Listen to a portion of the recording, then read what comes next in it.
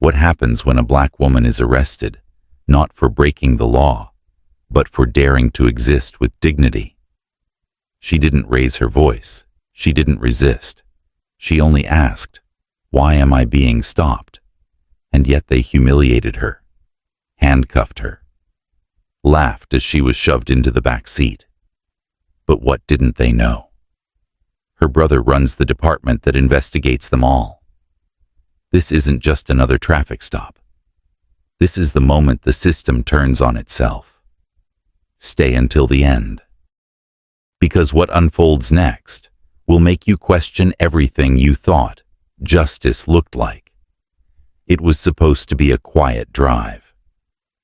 The kind of late-night cruise where the windows are cracked, just enough for the breeze to kiss your cheek and the streetlights stretch like gold threads on the pavement. Zariah Coleman gripped the wheel with calm certainty, her playlist humming low, her mind half on tomorrow's court schedule, half on nothing at all. She wore a navy sweatshirt and jeans, her hair twisted into a loose puff, her makeup minimal, her vibe relaxed. She looked like any 29-year-old heading home after dinner with her godmother. Except in Wilcroft County, she never just looked like anyone. Not at this hour, not in this skin. The blue and red lights bloomed in her rear view, like blood on water. She blinked, signaled, and pulled to the side without panic. A second cruiser pulled in fast behind the first. 2 cars for one woman doing nothing. Her pulse didn't race, not yet. But she turned the music off. She rolled her window down, hands at 10 and 2, always 10 and 2. The officer's boots crunched gravel as he approached, flashlight already pointed into her face. He didn't greet her. Didn't say ma'am, just barked license and registration. She passed them over with measured movement. "Any reason I was pulled over, officer?" She asked, her voice low, even the tone of someone who had been trained to stay calm, even when her dignity wasn't invited to the scene. "Suspicious vehicle in the area," he said, eyes never meeting hers. "You fit the description." She didn't roll her eyes. She knew the script. Black alone, breathing. The description. She glanced at her watch. 10:17 p.m. She was 5 minutes from home. 5 minutes from safety. Then the second officer came to the passenger side, leaned in too close and said, "What's in the trunk?" The flashlight is now sweeping the back seat. "Groceries," Zariah replied. "From 6th Street Market." Her tone was still steady, still professional. The first officer circled back, the tension in his shoulders, changing. "Step out of the car." Her fingers curled slightly around the steering wheel. "Am I being detained?" she asked, and that's when his hand hovered near his holster. "Don't play smart," he snapped out now. The chill in the air wasn't from the autumn breeze anymore. It was from knowing how this scene usually ends for women who look like her. But Zariah moved, slowly, deliberately. She opened the door and stepped out, her hands still visible. Still no backup called. Just 2 white officers on a dark road with a black woman who hadn't broken a single law. They didn't ask for more questions, didn't explain what they were looking for. Just ordered. Searched, prodded, assumed. And when they didn't find anything, that's when things turned. "You got attitude," one said. "Might need to come downtown. Teach you respect." Her calm started to crack. "I'm a citizen. I've complied fully. You have no reason to. We make the rules out here." The other one said, stepping closer. "You think that law degree in your glove box makes you special?" Her eyes narrowed, but she didn't speak. Not yet. Her breath fogged in the air. Soft clouds of resistance. This wasn't just profiling. This was punishment for existing, for speaking clearly, for not being afraid enough. They didn't know who she was. Not yet. but something in the wind said they would. The sidewalk was cold beneath Zariah's sneakers, the gravel biting through the rubber like a warning. She stood outside her own vehicle with both hands raised, not because she posed a threat, but because they already treated her like one. The taller officer whose badge read K. Dorset began circling her car, like a lion smelling weakness. The other O. Sandler leaned against his cruiser, thumbs hooked into his vest, eyes narrowed with suspicion. That had no roots, in fact. "You out here this late, what you selling?" Dorset asked, kicking lightly at the back tire. "'Cause don't no real woman needs to be driving through this part of Willcroft at night, unless she's doing something she shouldn't." Zariah didn't flinch. "I was coming back from my godmother's," she said. "She lives 3 blocks from here. I don't owe you more than that." Sandler chuckled, pushing off the car. "There it is, mouthy." He turned to Dorset. "They always get bold when the cameras ain't out. Let's just call it in." Dorset said, waving his hand. "Maybe she's got a warrant, or maybe she's one of those fake woke types. Probably gonna tweet about this saying, 'Black girl magic was violated,' or some dumb shit like that." Zariah swallowed. Her spine stiffened. This wasn't their first time doing this. It wouldn't be their last. But tonight, they picked the wrong woman. They just didn't know it yet. Dorset opened her trunk without asking, tossed aside the bag of groceries, picked up her tote. "What we got here," he mocked. "A laptop law. Books, a whole future." He dumped the contents onto the sidewalk. Legal notepads, a name tag from the State Bar Conference, a flash drive, her business card, Zariah Coleman, legal consultant, federal law clerk. Sandler raised an eyebrow, but shrugged it off. Could be fake. Anyone can print a card. Dorset picked up her flash drive and dangled it like a toy. "Bet this has client files. You got clearance for that." "You're violating my privacy," Zariah said calmly, cracking. "You're violating federal confidentiality. You think we care?" Sandler snapped. "Lady, you're black alone, and you don't have a badge. You're not special out here. You're just another arrogant mouth in a sweatshirt." Dorset walked up close. Too close. Strip search would shut her up. "Ain't no one around to stop us," Sandler added, looking down the empty street. "No body cam. No complaint line is open after midnight. Ain't it funny how that works?" Zariah stared at them both, not blinking. "You think no one's watching?" she asked. "You think this doesn't get seen just because it isn't recorded?" Dorset's smirk faltered. Just for a second, but he didn't back down. He pressed a hand to her shoulder, pushing her gently but firmly against the hood of her car. "You're under suspicion," he said, "so you shut your mouth until we say otherwise." The sound of her breath against the metal echoed louder than any siren.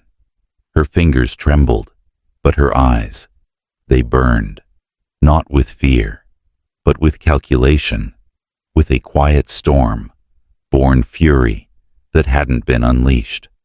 Yet Sandler laughed again, pacing. "Look at her. Thought she was somebody. She'll be lucky not to end up in holding tonight," Dorset muttered, cuffing her wrist with a click that snapped like thunder. "Maybe then she'll learn what real power looks like." Zariah didn't move, didn't scream. She just said 5 words that didn't make sense to them yet. "You'll regret this by morning." They laughed louder, but the clouds above began to gather, and somewhere not too far away, a phone buzzed. A call was made, and the countdown to consequences had begun. The precinct walls were pale gray, not from age, but from indifference. Zariah sat on a plastic bench in the booking room, the fluorescent lights buzzing above her like flies on something dead. Her wrists were red from the cuffs, her sweatshirt smudged with city grime. But her eyes were unbroken. The officers hadn't charged her with anything concrete. Loitering, they said at first. Suspicious activity. Then finally, obstruction. Just to justify the paper trail. The desk sergeant barely looked up when they dragged her in. Sandler tossed her belongings on the counter like garbage. No ID on her. Just a fake law badge. Dorsett smirked. Says she's somebody talks like Harvard. Dresses like Craigslist. The sergeant glanced at the card. Then at Zariah. We're booking her, or just humiliating her for sport. Sandler's voice dropped. A little of both. They threw her into a holding cell alone. A woman down the hall muttered something incoherent. The stink of bleach and urine hung heavy in the air. Zariah sat quietly, eyes locked on the clock above the door. Every tick measured not the minutes she lost, but the seconds, until they would. Hours passed. They didn't offer her water, didn't let her call anyone. Dorsett walked by once just to grin through the bars. Still waiting for that imaginary lawyer of yours, he said. Newsflash, no one's coming for you. She didn't answer. She simply looked down at the scuff on her sneaker and smiled. Just slightly. Just enough. Because she knew something they didn't. A secret waiting behind the storm. At 4:02 a.m. they brought her out again. Not to release her, but to strip her further. They stood her under buzzing lights, in a windowless room with white tile and no cameras. Procedure, they said. Standard for hostile suspects. You think this is normal? She asked, her voice low. Dorsett leaned in close. What are you going to do about it, huh? Write a blog post. Cry to your law professor. Sandler laughed from the corner, arms folded. You know how many times we've done this. How many women like you? We scared quiet. Zariah took a breath. Deep-centered. One day, she said, you're going to lose everything because you thought I was just like all the rest. Dorsett's eyes flickered with something irritation, maybe fear. But he covered it with another threat. You better hope we don't find something in your bag that gives us reason to keep you longer. Or what she said. You'll fabricate a case like you. Fabricated this stop. Silence. The kind that meant control was slipping. The kind that came before the fall. By dawn, her fingerprints were scanned and her intake record was uploaded to the state database. That's when everything broke. A ping. A red flag on the system. A notation flagged in gold. Do not detain federal clearance. Internal oversight notified. The sergeant looked up, eyes wide. The computer froze, then rebooted with a second alert. Pending review by Internal Affairs. Lead Chief Coleman. The room went dead quiet. Sandler stopped laughing. Dorsett backed away from the wall. That can't be right, he whispered. That's her. The sergeant turned to Zariah. Pale. Miss Coleman, is your brother Chief Aiden Coleman? Zariah said nothing. She didn't have to, because at that moment the station doors flew open. A man in a tailored gray suit, 6 feet of calm fire, stepped in, flanked by 2 federal agents. Aiden Coleman, Chief of Internal Affairs, her brother. And the nightmare for every officer who thought a badge meant impunity. His voice was soft, deadly. Which one touched her? The air in the room dropped 10 degrees. Dorsett stepped back. Chief, this is a mistake. We didn't know Aiden cut him off. You didn't need to know. You should have treated her with respect, with humanity. But now, you'll be lucky to have your uniforms by lunch. Zariah stood slow and steady. No gloating, no smirk, just grace. The kind that outlasts humiliation and turns it into a legacy. She walked toward her brother, passing the very men who had stripped her of dignity, knowing that it wasn't gone. It had simply transformed into power. Her silence had been their rope, and they'd hung themselves with it. The silence that followed was not peace. It was judgment. Aiden stood in the center of the precinct, like a verdict in human form, his eyes sweeping across the room, unblinking. Dorset fumbled for words that wouldn't come. Sandler's confidence had evaporated, replaced by the kind of fear only accountability could ignite. Zariah stood next to her brother, her chin high. Her sweatshirt still stained her wrist, still red, but her power now visible, undeniable. She was mouthy. Dorset muttered. Resisting, Aiden turned to him, one brow raised. Mouthy, he repeated. You mean educated, assertive, articulate. He took a slow step forward. You think because she looks like a student, or doesn't wear Prada, or because she's black, she's beneath you. The air turned to glass. The sergeant tried to interrupt Chief Coleman. We didn't know she was. That's the problem. Aiden cut, in voice. Low cold. You didn't know. But you decided anyway. You made her kneel for your comfort strip, for your ego, and smile through your cowardice. He turned to Clara, his deputy who had followed behind with a secure tablet. Pull every minute of station surveillance, he said. Cell block intake, interrogation strip, search. Everything. Clara's fingers flew across the screen. Already sinking, she confirmed. And the body cams? Aiden asked. Clara looked up. Disabled during detainment. On purpose. That was it. That was the nail in the coffin. Zariah didn't blink, didn't flinch. She just watched the room choke on its own guilt. Then the phone rang, one sharp, crisp tone. The desk sergeant answered. He paled. His hands trembled. Yes, sir, he whispered. Yes. She's here. He held the phone out to Aiden like it was an active grenade. It's the mayor. Aiden took it without breaking eye contact with Dorset Coleman. He said, There was silence on the other end. Then I've seen the footage. The mayor said, voice tight. It's already leaked. Media's on fire. Civil rights attorneys are circling like hawks. A pause. What do you need from me? Aiden's reply was a dagger wrapped in velvet authority, he said. And space to burn this place down, badge by badge. You have it. The mayor said. Do what needs to be done. Aiden handed the phone to Clara. Confirm that in writing. Clear every obstacle. Then he turned back to the room. Effective immediately. Officers Sandler and Dorset are suspended, pending termination. Badges, guns. Now. Dorset stuttered.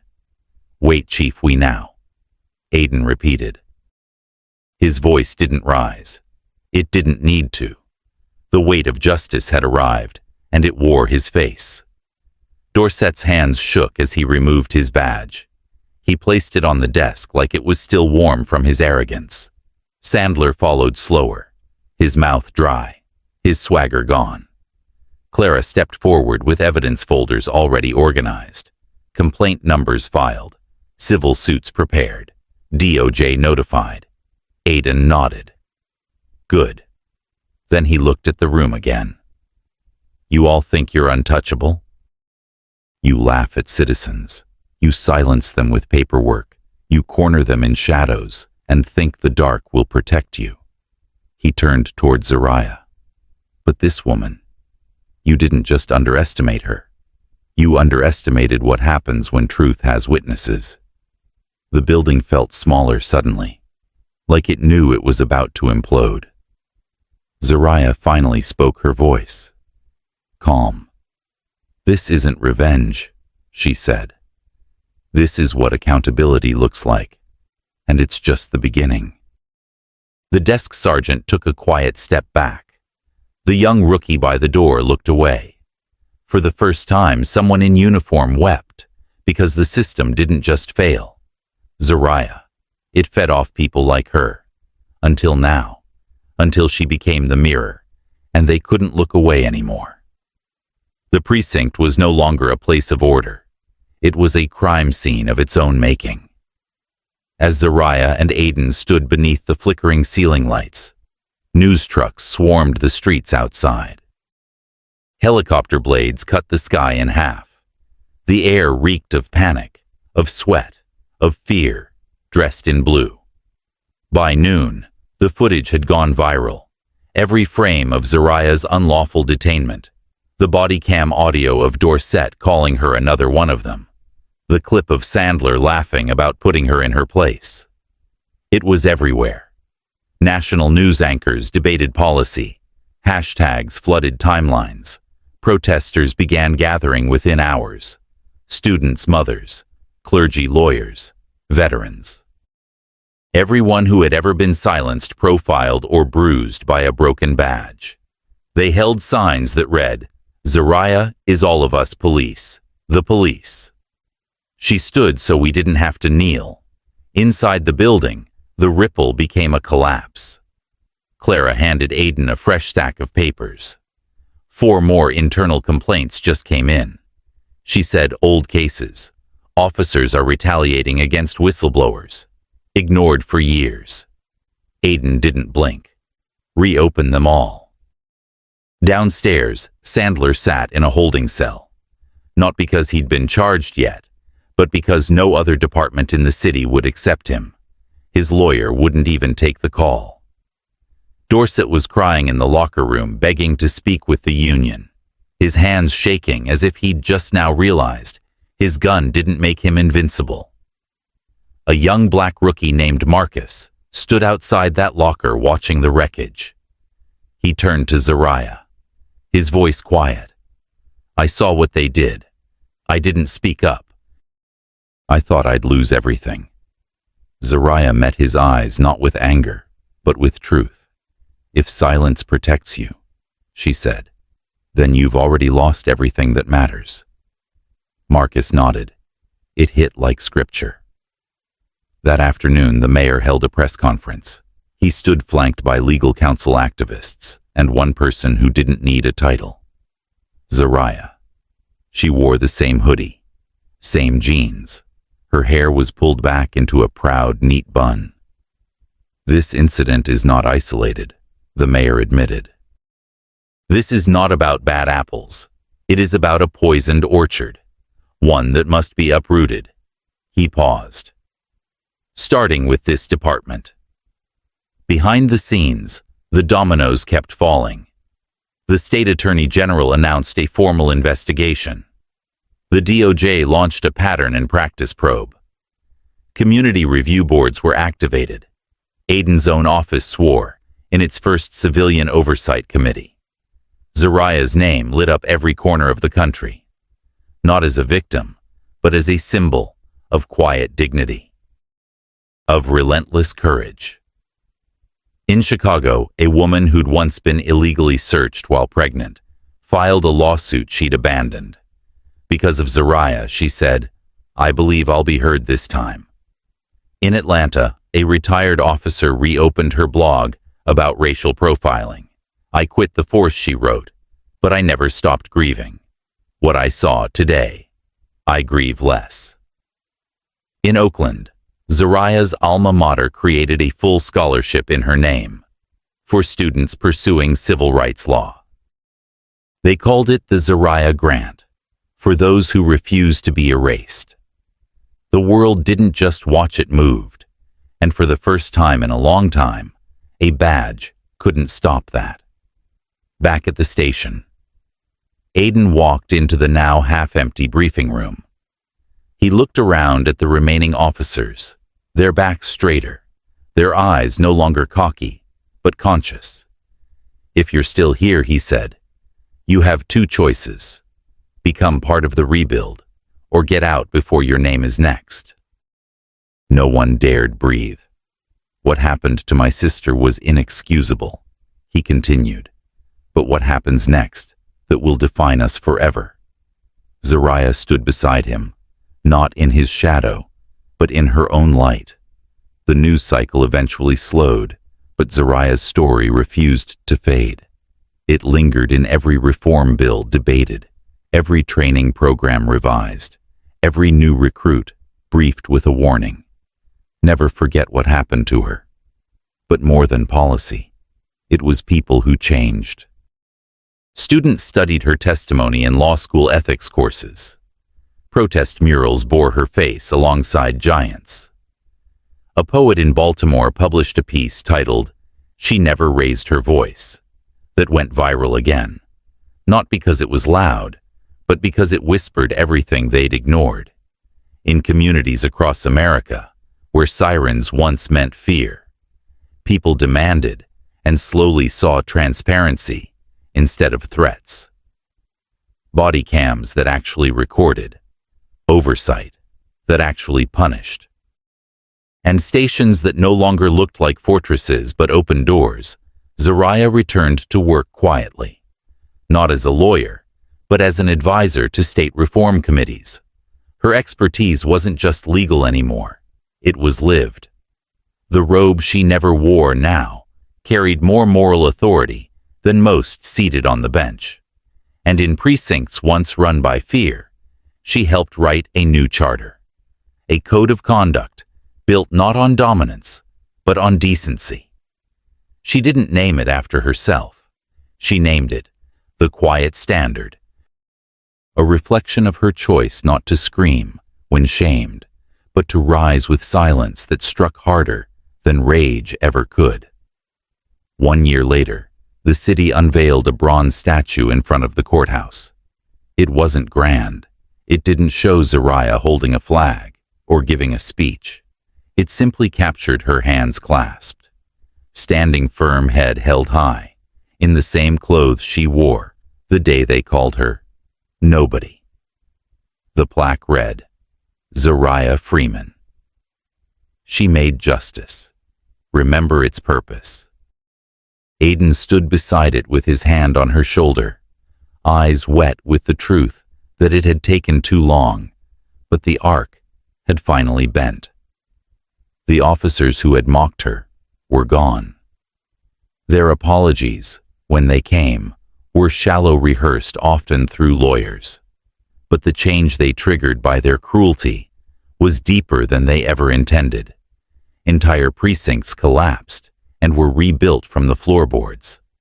Entire legal networks, once content to look away, were now required to look inward. Zariah never celebrated their downfall. She mourned the systems that made them that way, but she never forgot what it cost her. Late one afternoon in a small coffee shop near the courthouse, a young girl in a school blazer approached her. She had deep brown skin and anxious eyes, and clutched a notebook to her chest.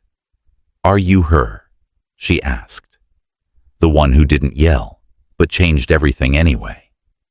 Zariah smiled and nodded. "It's not about how loud you are," she said. "It's about how much truth your silence can carry." The girl nodded slowly, eyes wide, and whispered, "I want to be like you." Zariah reached for the notebook and wrote something down. When the girl looked later, it read, "Don't just want to be like me. Be better. The world needs you louder, stronger, braver." That night, as the city lights blinked like tired stars, Zariah walked past the courthouse steps alone. But she wasn't alone anymore. In every home where a parent feared their child might be the next Zariah, in every class where a girl refused to let her brilliance be mistaken for background noise, in every heart that had once gone quiet to survive, but now found breath to speak again, she had left her mark. Her dignity had built bridges, her silence had cracked walls, and her name had become more than a case. It had become a cause. She never cursed, never screamed. She didn't need to. Her silence held more power than their sirens. Her dignity struck deeper than their slurs. They thought they were silencing one woman. but they awakened a movement, and a brother who would dismantle the very badge they hid behind. Zariah didn't fight back with violence. She fought back with the truth, and she won. So, if you've ever felt powerless, if you've ever been judged by your skin before your story, let this remind you. Power doesn't always roar. Sometimes it walks in quietly and rewrites the rules. Share this story. Remember her name, and never ever underestimate the quiet ones.